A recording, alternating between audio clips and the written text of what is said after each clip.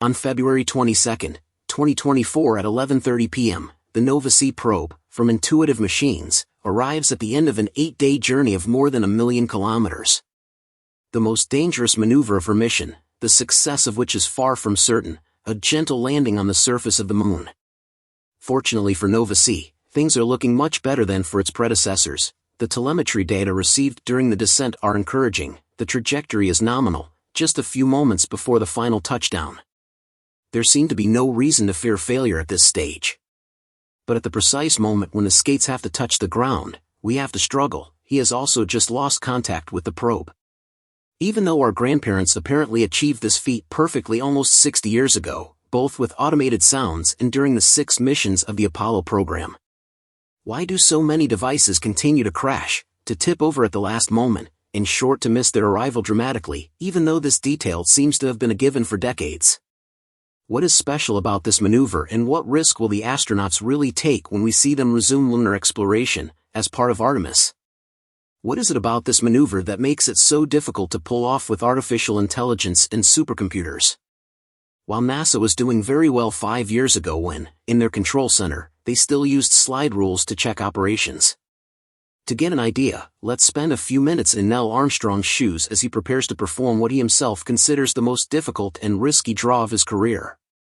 So you can perfectly attract to the Moon on Mars or anywhere else. By the time they get the green light for this psychic maneuver, their capsule is of course already in lunar orbit.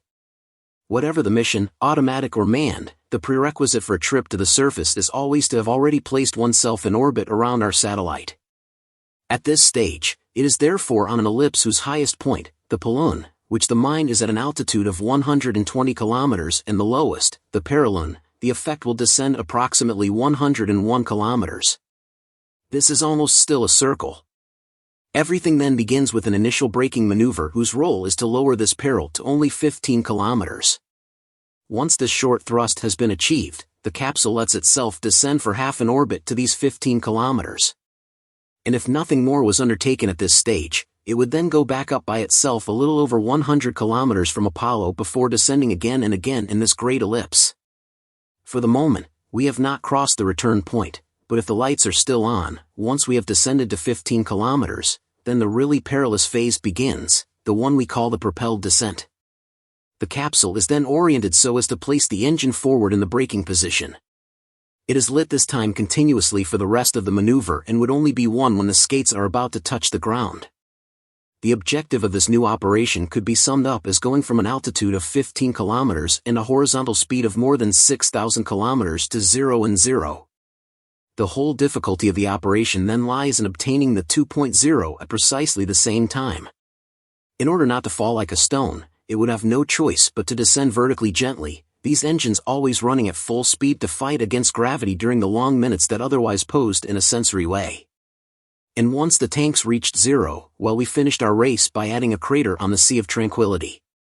On the contrary, if this time we control the descent speed perfectly but when we reach the ground there is still a component of rational displacement, then depending on its value it will result at best in a crotch-paste effect of the feet when touching the ground, which will lay the capsule down or at worst by a nice line of the final abort. In short, at the moment the powered descent begins, the pilot's job will mainly be to ensure that their ship follows a pre-established curve perfectly, combining horizontal and vertical braking, which will bring them to the ground gently, within the very small margin permitted by their reservoir of clay.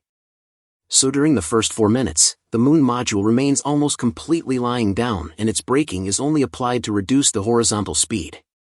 During this phase, it is reduced by half while the altitude only goes from 15 to 12 kilometers. It was at this point that they started up again and finally gave precise data regarding the distance to the ground, which until then had only come from the estimates of the inertial unit. The then begins to tilt very gradually towards a more vertical orientation. 6 minutes and 40 seconds after the start of the thrust, its altitude is still 7 kilometers, its speed 1,450 kilometers, or a quarter of its initial value. About 2 kilometers from the surface, its speed has dropped to 500 kilometers and the so-called approach phase begins. The capsule is at this stage oriented diagonally, both to continue to reduce its horizontal movement and to control its descent speed. At this point the pilot can see from a graduated ruler on the porthole where his nominal descent curve should take him, and choose to modify this arrival point by straightening or reducing the orientation of the module to shorten or lengthen the curve depending on what it sees of the terrain. The capsule is now almost vertical, from an altitude of 150 meters.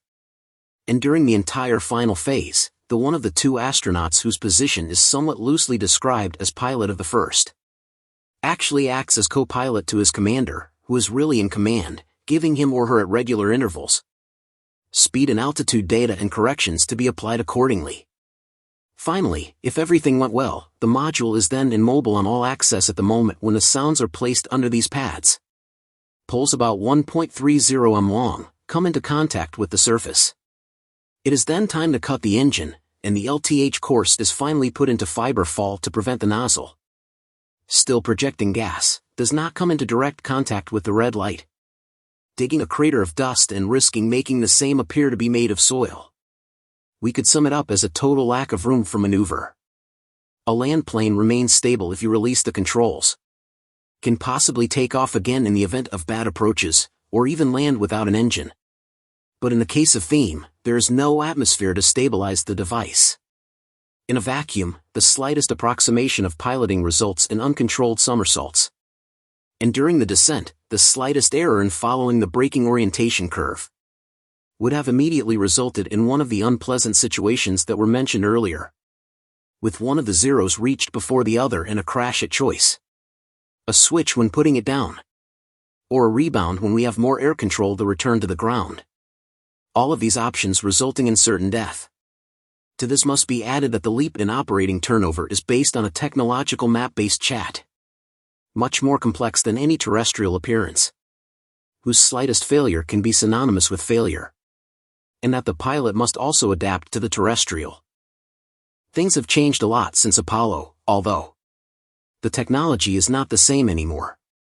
So the technology is clearly not the same anymore, and we'll come back to that in a moment. I would like to emphasize one point: if all the Apollo crews having attempted their moon landing, we succeeded without incident, it was precisely because humans were in charge. Without humans to make real-time decisions, resolve problems and take necessary orders, we come to evoke the case of Apollo 11 and the avoidance of the rocks of strong weapons. But it is necessary to add the management of a general alarm during the descent, which, for an automated probe, could have implied a failure. Apollo 12, he achieved the feat of landing with precision near the automatic monitor probe, and it only owes it to the recognition, visual representation of the terrain of its pilot, something that no software could have done at the time. Apollo 14 would not have without the intervention of its crew never started its descent, a little computer threatening to trigger mission cancellation at any time. And Apollo 15 passed near the correctional by landing on an inclined slope close to the maximum stability of the vessel, his commander taking responsibility for remaining on site, and to make the takeoff a little more delicate when leaving. It is very likely that the overall success would have been much less brilliant. That's true, and if we look at the cases of automated lunar landers from the same era, we note several things. Already, it took many failures before achieving a first success. The first sound of a successful soft landing on the surface of the moon was recorded at 9 a.m. in January 1966, and if we add together the American and Soviet attempts, this was the 12th attempt. It therefore took 11 failures before a first success. Then, the masses involved were much lower than for the capsule abilities. A ton admit for the Soviet moons, and 300 kilos for the American guards, compared to no less than 15 tons for Apollo. So even a slight mistake in our famous 0-0 was more easily forgiven, with little risk of tipping over to the side. And greater resistance has a greater arrival speed. Let's clarify what the monitoring program was. When Kennedy announced that he would send astronauts to the moon within the decade, no device, even an automated one, has yet landed there. It is therefore urgent to develop lunar landing techniques, and go there to make sure that the thing is even possible. Let us recall that at that time, there was still fear that the moon was unstable, moving which would immediately swallow up any object placed on its surface. We are therefore putting together a program that matches Apollo's ambitions. With a budget of $500 million for a total of 7 missions. Or the equivalent of $4 to $5 billion today. On these 7 missions, which are based on the solid experience acquired during the previously launched Ranger Impactor program. Since 1976, 43 years earlier, and the only ones to have done so were American or Soviet. And even if on paper the techniques are still known, this time, they will have to be implemented with a total budget of $100 million. Including the Falcon 9 launch, which represents a significant fraction of it. Here we are at the end of this episode.